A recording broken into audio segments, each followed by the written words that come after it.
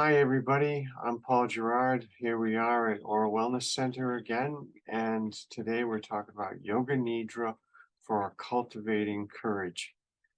And the first part of this would be using sankalpa. And a lot of times you'll hear sankalpa equals resolution, and then everyone thinks, oh, well, this year I want to wish for a new car or something like that. And it is definitely not that. So, Sankalpa is actually an intention. It's actually an intention that has much deeper meaning. It could be discovering your purpose or your life purpose. So, that's how deep Sankalpa is. It's not just to get a temporary trinket. It's actually something that's more about your life path. Um, and then you'd probably want to look at living your intention. So you've you've had the intention itself, but you're actually living the intention.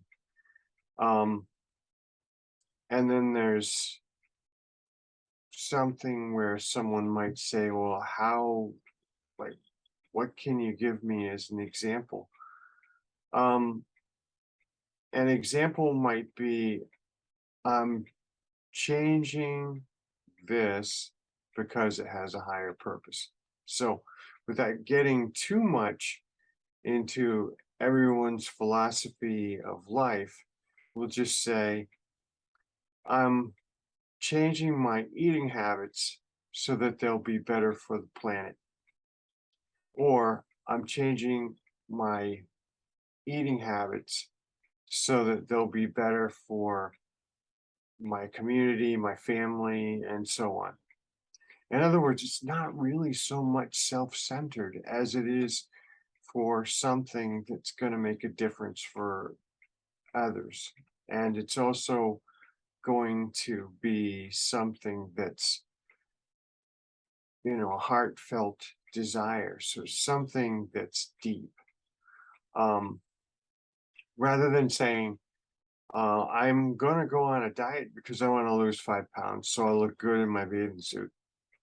Um, that's that's a resolution. That's common kind of resolution we hear in fitness centers. The personal trainers and group fitness coordinators actually will have bets on how many people will survive past Valentine's Day. Um, so let's say the club can handle 300 or 400 members. And what happens is the club now has in January 2nd, we'll say, had a bunch of people make resolutions and then they come flooding through the doors and they have 500 members.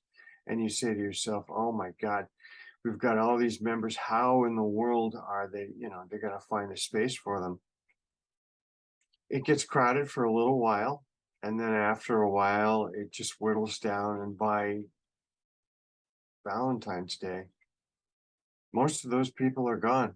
I'd say your core group that you had in the first place, they're there, and you have some new people who might stick it out. Now, granted, that's not yoga, that's actually generalized fitness. But you see what I'm saying when it's about a resolution is not really sankalpa at all.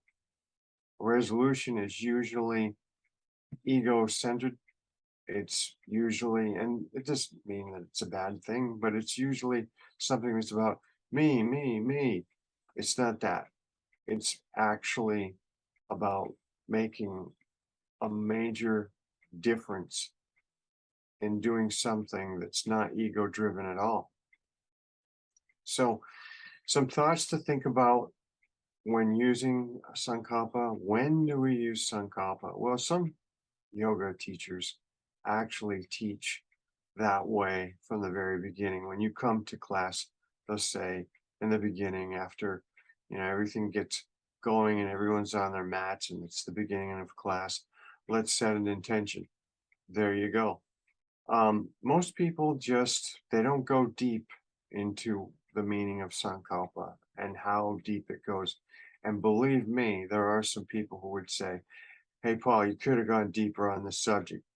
So there's some things to think about here. And that is the fact that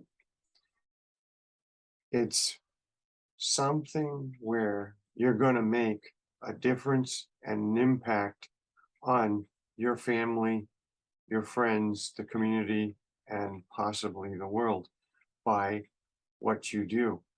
Um, it doesn't have to be a dramatic thing, but one thing that I see a lot of times with intentions and real deep intentions, if you live as an example and you stay on your own life path, long term, steady going, Rome wasn't built in a day, that type of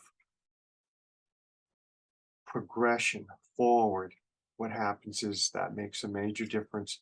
And what happens is you manage to accomplish something, no matter what it is. So I want to wish you farewell and have a good one. Namaste.